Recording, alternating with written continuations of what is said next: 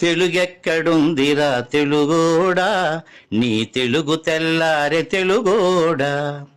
అమ్మనే ఈజిప్టు మమ్మీని చేశావు, నాన్ననే డాడీకి డమ్మీని చేశావు.